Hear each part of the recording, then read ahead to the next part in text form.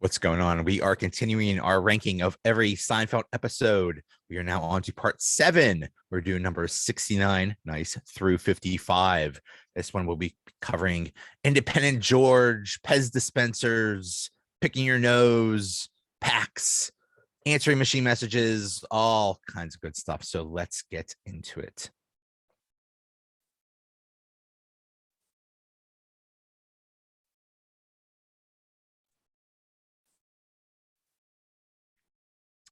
All right, number 69, the pool guy. Jerry has a hard time telling the pool guy at his new health club that there isn't room for a 5th member of the group. And that was the minor plot. The big one was George's worlds collide when Elaine starts hanging out with Susan, and Kramer discovers that his phone number is 1 digit off from movie phone guy, and he starts to become movie phone guy. What there are so many good. The whole movie phone thing was awesome, and we'll get into worlds colliding in a minute. But Ramon annoyed me, and I guess they had an original person, the original actor for Ramon quit or something like that. He was mad about how he was depicted. I don't know. I just didn't like the character of Ramon. I don't know. I guess I wasn't supposed to like him. I guess he was supposed to be annoying, but I didn't like him anyway. But still, the part about Independent George, this is so true. You have, does this happen to you? You have your work life or your or one different type of life, and you have different worlds. You cannot collide the worlds. I remember there was a guy that I worked with very closely, and we saw each other every day and spent entire shifts with each other. And we saw each other out in public. We're like, no, we're not doing this. Our worlds cannot collide.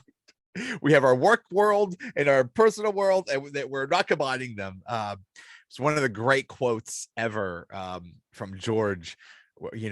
George says, "That's the George the George you grew up with. Movie George, coffee George, liar George, body George." And he's dying, Jerry. If relationship George walks through this door, he will kill Independent George. A George divided against himself cannot stand.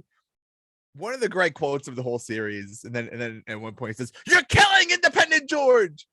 That I still use this all the time. Anytime I see Jason Alexander post anything on social media, I reference this. Yeah, and the whole thing with Ramon was he's given Jerry a hard time when Jerry says you can't join our group, and he falls into the pool and he's unconscious, and Jerry and Newman are there debating whether to save his life. Like, this is just one of those concepts that just crosses the line. I'm sorry. There's a difference between comedy and death. And when people die, it's, like when Susan died with the invitations. It's like, okay, I think you crossed the line here. So, but Kramer, being the movie phone guy and trying to figure out what they're doing. And at one point he says, "Why don't you just tell me the name of the movie you selected?" And at the end, when the real movie phone guy comes to kick his butt, that was really funny.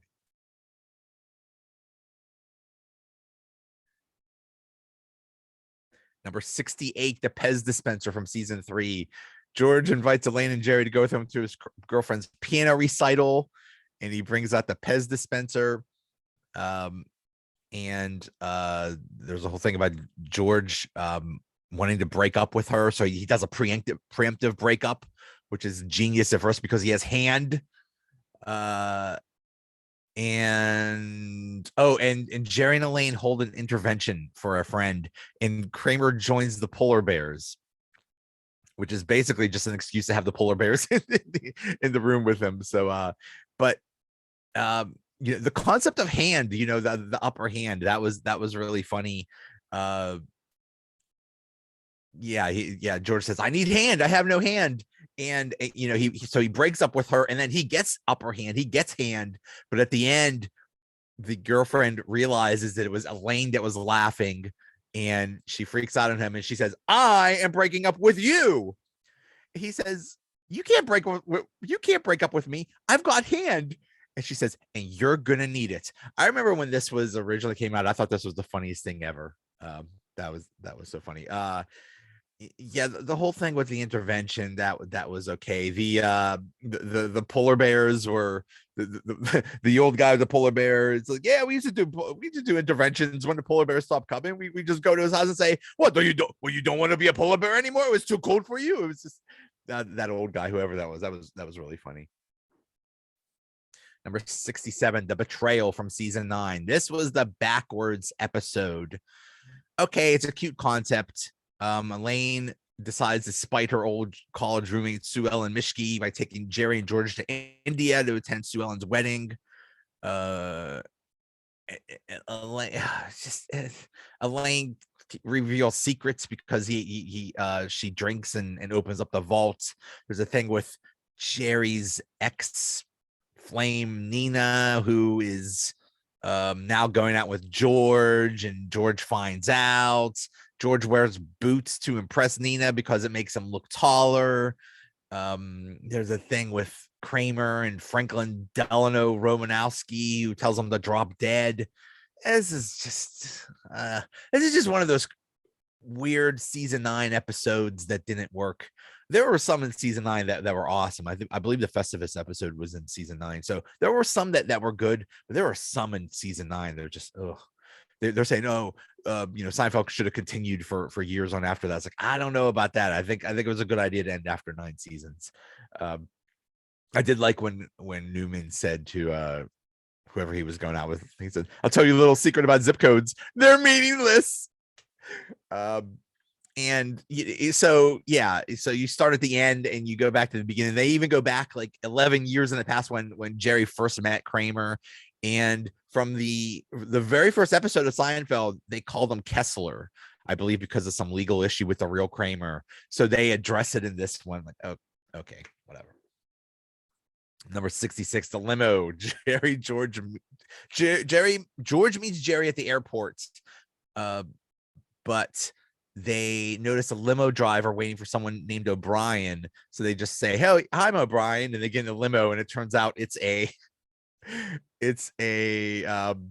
Nazi leader. So this is one of the great Seinfeld concept episodes. It's just such a great premise, such a great execution too.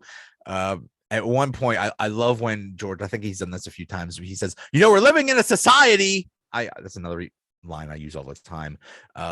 They talk about a jig. It was a bad jig. We should have never started the jig. It was a good jig. It was a terrible jig. I like double dippers when they have actors and actresses that were in one episode and then they're in another. So Ava from this episode in the limo was Audrey from The Pie. Poppy's daughter. So now George has to pretend to be this Aryan leader, and it's just it's so funny. It's so funny. He's trying to use the phone to call, I guess, Elaine and Kramer or something like that to get out of this situation. And they catch they walk in on him, and he says, AstroTurf. You know who's responsible for that? The Jews. The Jews hate grass. They always have. Such a good concept. It's so well done. And at the end, he comes out of the limo, and there's protests and stuff, and George is like, I am not O'Brien. Number 65, the Susie from season 8. George tries to avoid a breakup with his girlfriend. Oh, George has to go to a ball for the Yankees, and he wants to make a big entrance with a twirl. So his girlfriend wants to break up with him, but he avoids it. A colleague keeps calling Elaine Susie, and Jerry gambles on a basketball game, but the bookie can't pay him. This is the episode that will, to me, it's remembered by two things, but you'll probably remember it by one thing: the answering machine message. Dun, dun, dun, dun, dun, dun. Believe it or not, George isn't at home. Please leave a message at the beep. I must be out, or I'd pick up the phone. Where could I be? Believe it or not, I'm not home. That is the iconic thing from this episode. the whole thing with Susie was funny, and Elaine trying to get out of it. I love any episode with Jay Peterman. He says, at one point he says, between you, me, and the lamppost and the desk, Peggy says this Suze isn't much of a worker. Nevertheless, Elaine, the house of Peterman is in disorder. I love just everything, just about everything Peterman says. Also, this is the return of Mike Moffat. That was a guy from the parking space episode that called Jerry a phony. Man, that Michael Jordan is such a phony. This is one of my favorite lines. But this one, Jerry 5 years later is still upset about that. But now he's a bookie, and he couldn't pay Jerry back. And there's an accident, and he broke his thumbs, and Kramer thought Jerry did that on purpose. And he gets stuck in the trunk for who knows how long. I'm not exactly sure how long he was stuck in that trunk. But anyway, he comes out. So for Elaine to get out of this whole Susie thing, she says that Susie committed suicide, and there is this funeral for her, and for a fictional character she has a packed funeral home. I'd like to know how this happened. But Mike Moffat comes out of the trunk, and while they're talking about her, he runs up to the podium and says, Susie didn't commit suicide, she was murdered by Jerry Seinfeld. I love his delivery of that. In the end, to mirror what happened to George, Peterman creates a Susie Foundation for Elaine to run it. And he says, that's why this foundation will meet around your schedule, nights, weekends, every free moment you have. And she, Elaine at the end goes, Suze! Number 64, the pick from season 4. George has decided he's made a terrible mistake by breaking up with Susan, and he's just moaning and groaning about it. So he goes back to her, and then he realizes it's a big mistake. So that's one thing. Jerry gets caught. It looks like picking his nose with his model girlfriend, and there's the whole thing with that. But what really, this episode should have been called The Nip. This was the episode where Elaine has the Christmas card and puts and shows a nipple. That's what I think this episode is most known for. I like when they talk about the little man. And so what does the little man inside you say? You got to listen to the little man. And George says, my little man's an idiot. I love George at the beginning, just moaning and groaning, and he sings like, oh, hey, if you happen to see the most beautiful girl. I love that part.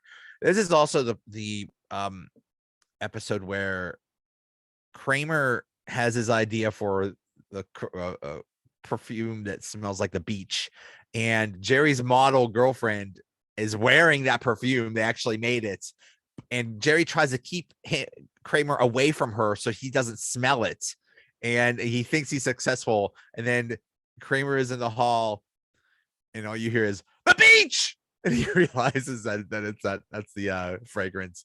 And he goes to Calvin Klein, and he becomes a model, and they say his buttocks are sublime. Yeah, that was this is a great episode because basically because of the nip. Number 63, the lip reader from season 5. Jerry dates an attractive tennis lineswoman only to discover that she's hearing impaired but can read lips.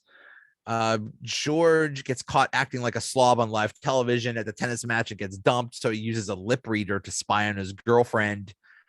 And there's a thing with Elaine and the limo driver that she doesn't like him to talk, so she pretends to be deaf, and there's a whole thing with that. This was pretty good. This is the whole thing with the lip reader. That was good stuff. But this is also a great scene where she breaks up with him and she says, it's not you, it's me.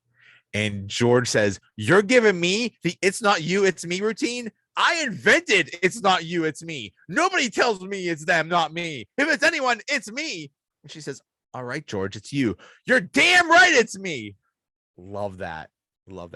Also, when Newman discovers that Jerry has this this weapon of someone that can read lips, Newman asks to borrow her. Everybody wants to borrow her for all of a sudden, and and Jerry says, no way, I'm going to do that for you. And Newman says, you remember this: when you control the mail, you control information. Oh yeah, also Kramer was a ball boy, and he the younger guys made fun of him, and because he was old. He said, I may be old, but I'm spry. And then he becomes a ball boy, and he runs into Monica Seles. Monica Seles was supposed to be in this episode, but she declined. But anyway, so he runs into some tennis players, and Jerry says, well, that ends the ball boy experiment, the ball man. Number 62, the Kiss Hello from season 6. Kramer tries to create a utopian society where he puts up pictures of all the residents of the building. Jerry doesn't mind until all the women start wanting to be greedy with a kiss. And then when he objects, the building hates him and tries to kick him out of the building. Also, Jerry's Nana remembers that Uncle Leo was supposed to give Jerry's mom $50. And Uncle Leo puts him in her in a home to keep quiet. And there's a thing with Elaine's friend who has the crazy hair, Wendy Malick, the crazy poofy hair from looks like something from the Flintstones or something. And there's a whole thing with charging him because he canceled on an appointment, but then she canceled on him, so he tried to charge her. This is the episode where George keeps talking about the delicate genius. It's like they're so mentally gifted that we mustn't disturb their delicate genius unless it's within the confines of their office. With huge sums of money involved, their delicate genius cannot be disturbed. By the way, $50 invested at 8% interest would be worth almost $3,000. Just so you know, because Jerry's dad was trying to calculate the interest. So if you're so $3,000. Also from this episode, one of the residents that yells at Jerry is Mike's mom from Mike and Molly. It's always funny seeing someone from years ago, and now you see him in something else. I always like pointing that out. Number 61, the apology. George goes out of his way to seek an apology for an insult. Elaine is insulted that a fellow worker is scared of her germs, and Putty admits that he's a germaphobe. Jerry dates a nudist and learns the difference between good naked and bad naked, and Kramer installs a garbage disposal in his shower. There's a lot going on here. There's nothing great about this episode, just a lot of good things. This is the episode with speaking of characters that were something else, James Spader was in this episode playing the recovering alcoholic that refused to apologize to George for stretching out his cashmere sweater because George's neck is so big.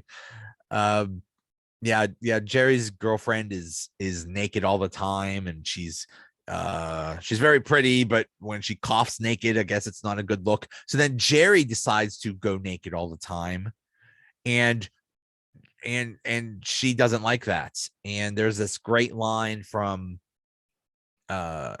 Jerry, from Elaine, that says, the female body is a work of art. The male body is utilitarian. It's for getting around. It's like a Jeep. I agree. I don't know how anybody could look at a guy's body and think that that's hot. That's just me. But anyway, the whole thing with Elaine and the coworker, it was funny. She's just disgusted by Elaine, and at one point she says, Elaine, it was very nice of you to bring the man you're currently sleeping with over to talk to me. I mean, I guess she just thinks that Elaine is a giant slut or something like that. It just is very very charmy. And Elaine at one point rubs all of this lady's stuff on her desk all over her body, and it makes her sick. She says to a coworker, she's insane. She thinks I made her sick because I coughed on her doorknob, rubbed her stapler in my armpit, and put her keyboard on my butt. Yeah, she's a wacko. And Kramer spends the entire episode in the shower. He just decides to be in the shower all the time. And what is your water bill like if you're constantly running a shower? Don't you run out of hot water? Like what I don't get this. So he spends all his time in the shower, and he installs a garbage disposal. What I love about this is he couldn't figure out how to install the garbage disposal in his shower, so he calls Putty, and Putty is just they cut the Putty, and he's just staring there. That's all he does. He just has that blank look, like the whole time. It's about, and then he calls him. It's like yeah, like I love Putty. Putty is one of my favorite characters. Yeah, and then there was also the line from George.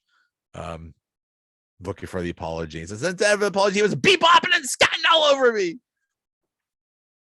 Number 60, the Cadillac. I believe this was a 2-part episode from season 7. Jerry performs the biggest show of his life in Atlantic City. He gets a rather generous paycheck for the event and decides to buy his father a Cadillac. But this puts Morty in the hot seat with the condo board of directors, where they accuse him of stealing the money. And that was the big plot, but also the plot with George and Marissa Tomei, which is one of the greatest in the entire series. And there's also the plot where the cable guy wants to come into Kramer's apartment to take away his HBO and Showtime or something like that. And Kramer turns the tables on him because cable companies say, "Oh yeah, we'll come between 9 and 1, and just come whenever they feel like it." So he turns the tables on him. Yeah, those are the 3 main things. They didn't really intersect at all, but still great. The whole thing with the Cadillac, anything involving Jerry's parents in Florida, maybe because it hits too close to home, maybe because my parents were like that, their friends were like that. I don't know if this is a thing with all condo associations and all group, any place where there's a bunch of old people where they're just creating drama out of nothing. They have nothing better to do than to make a big deal out of everything. I don't know. The whole thing, any plot involving Jerry's parents, I don't know. Maybe it hit too close to home. Maybe I didn't. That's why I didn't like it. But yeah, that was great. I love Jack Klompus, another great character. He shows off. Jerry's dad shows off the Cadillac to Jack Klompus and so, "You want to take a ride?" And he says no. And Jack Klompus says, "Believe me, I've ridden in a Cadillac hundreds of times, thousands." And then they accuse him of stealing the money, and the one guy says, "Your son could never afford that car. We all saw his act last year at the Playhouse. He's like he could pay his rent." I love the disrespect. But the main thing is George and Marissa Tomei. Elaine's friend says, "Oh yeah, it's too bad you're engaged because I could fix you up with Marissa Tomei." And George goes crazy. The poor woman has some kind of heart problem or something like that. She's in the hospital, but George is trying to get the number. So he is just fantasizing about Marissa Tomei, and Susan is like, "What do you keep watching my cousin Vinny and Marissa Tomei videos? Are you I'm getting jealous." And George is fantasizing about Marissa Tomei and pretending that she's there, and he starts kissing her, but it's not her. He's making out with the pillow. That is one of the greatest scenes in the entire series. So funny. I love that. And then Susan says, "Do you have a thing for her or something?"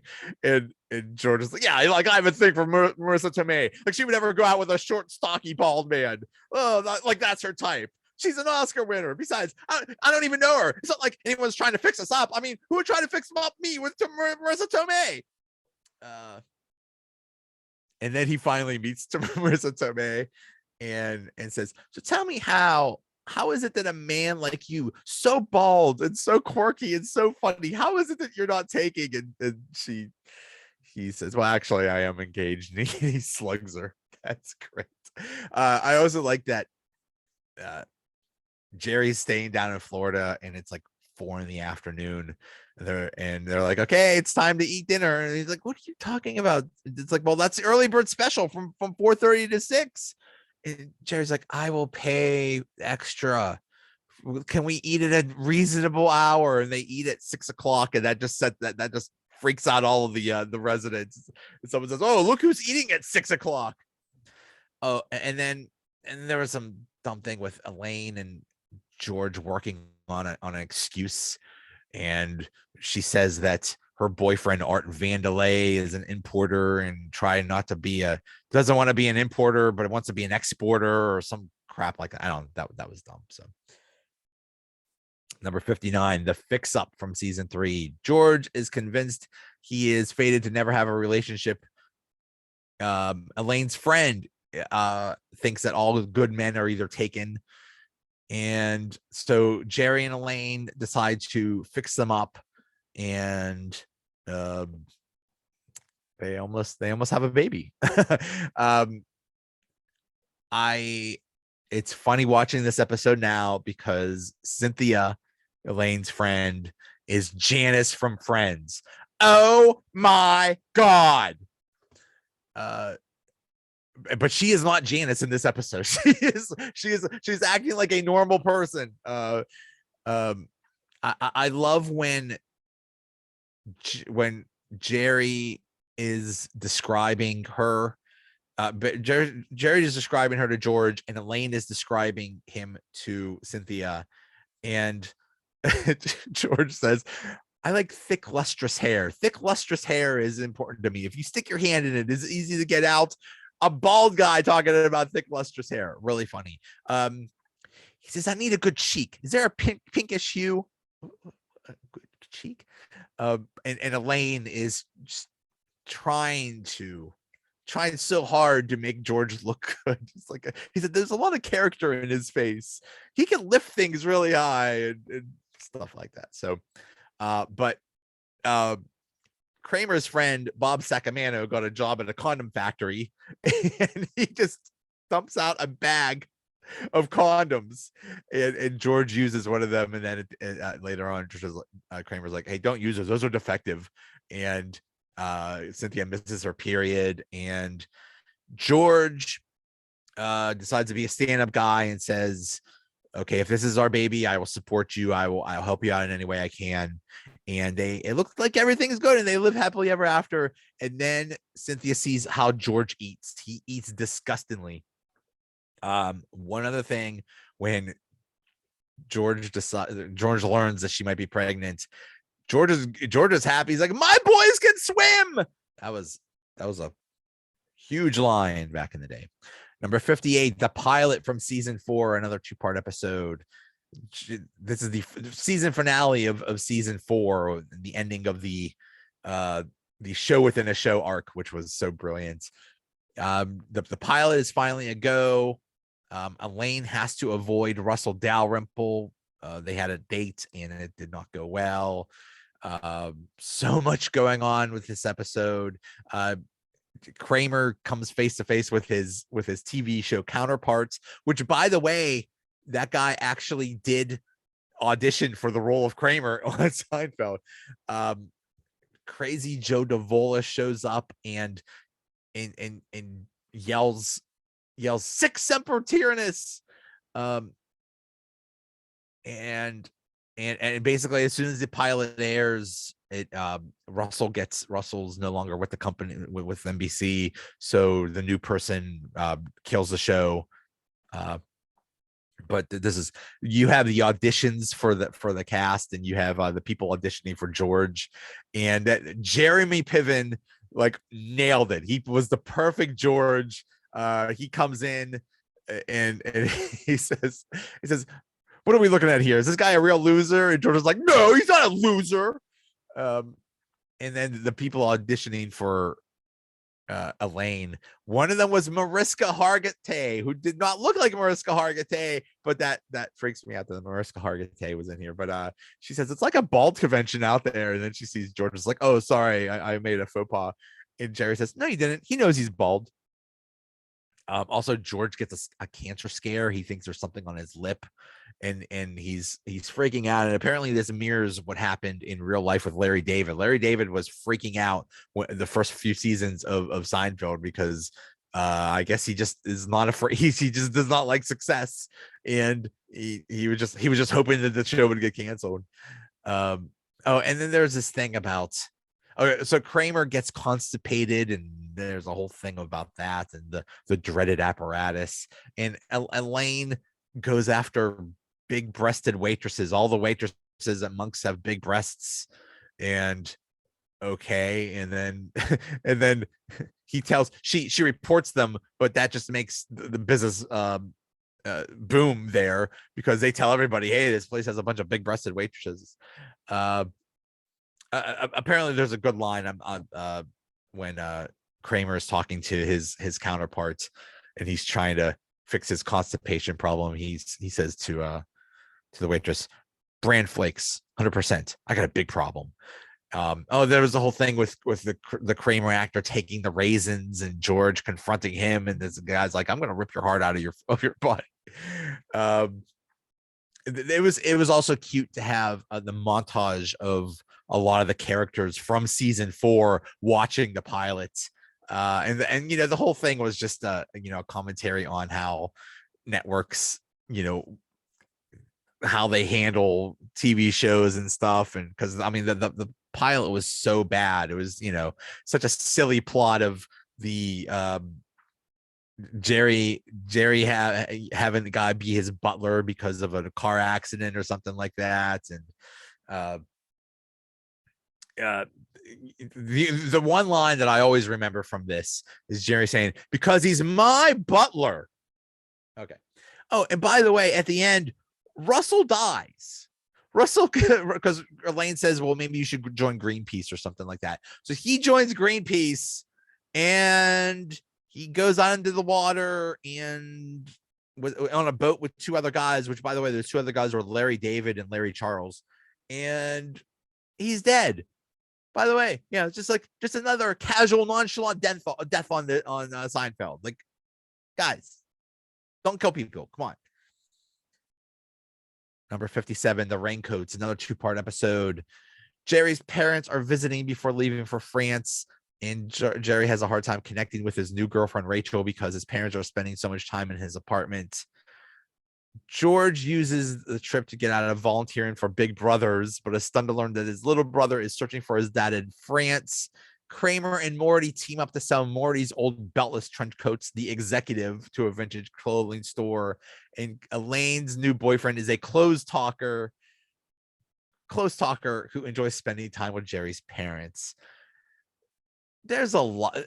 The amazing thing about this episode is every plot connected with each other over and over again.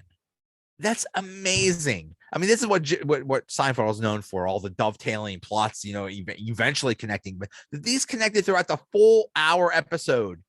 That was amazing. At the beginning, George and Jerry are sitting at Monk's, and the guy comes over with the little kid, and the little kid looks at George and says, "Wouldn't you like to be a big brother to someone like me?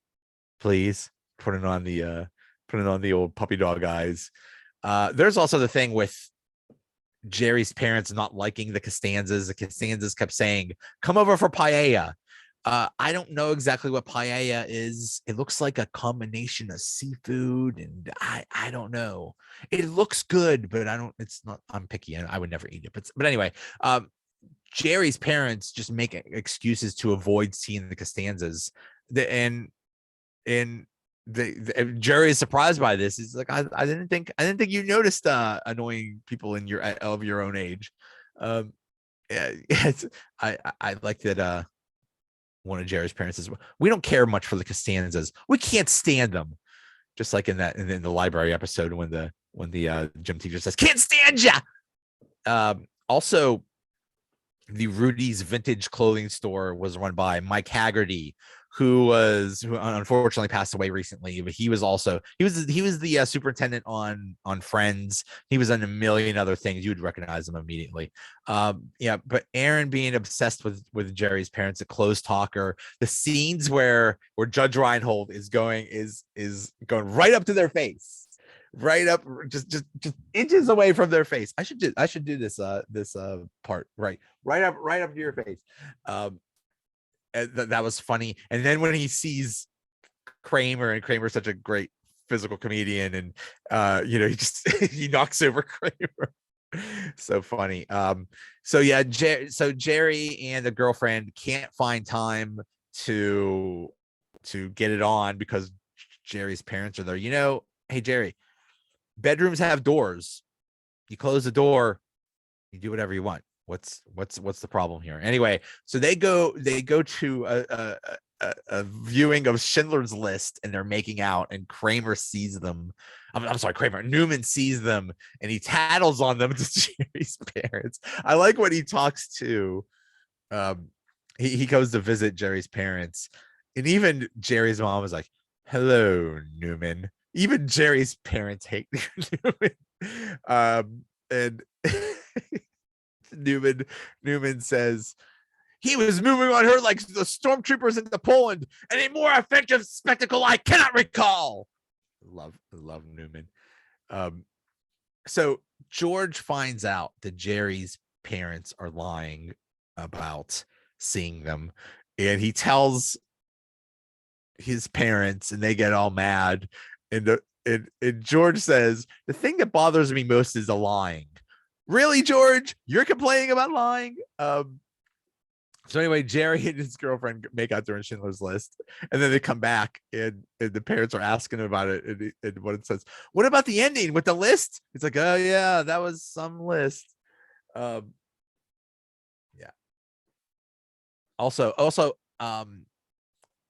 George tries to make some money by selling his dad's clothes to the vintage store, and Kramer gets them. And when Kramer wears them, George's mom is like, "Ooh, you remind me of Frank when he was younger." One small problem: Kramer's like a foot taller than Frank. How do those clothes fit? Number 56, the engagement from season 7. While sitting in the coffee shop, Jerry and George resolve to grow up and take their lives more seriously. And so Jerry tries to get back with a woman who he broke up with for some ridiculous reason, and George is obsessed with getting back with Susan. So he goes to her apartment, proposes, and she accepts, and he immediately regrets it. He basically did this because George and Jerry, and we had a pact. And this is the beginning of this is the season premiere of season 7, and this lasted, unfortunately, until the end of season 7 when Susan died. Again, Seinfeld, why are we killing people? Also, Elaine is having trouble with a neighbor's dog, a barking dog, and enlists the help of Kramer and Newman to kidnap the dog. But the dog comes back, and somehow they figure out that it's that Kramer was involved. Yeah, they're when Jerry and George are just sitting there, they just can't believe how dumb their lives are.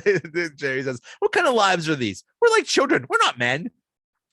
And so Jerry says, "Okay, I'm gonna get back with her." And then he has a talk with Kramer, and Kramer basically tells him that getting married is the dumbest thing ever. And he says something about the things that you do, that you're not allowed to just eat anywhere. And Kramer says, "Oh, yeah, you know why? Because it's dinner time. And you know what you do at dinner? You talk about your day. How was your day today? Did you have a good day or a bad day? What kind of day was it? Well, I don't know. What about you? How was your day?"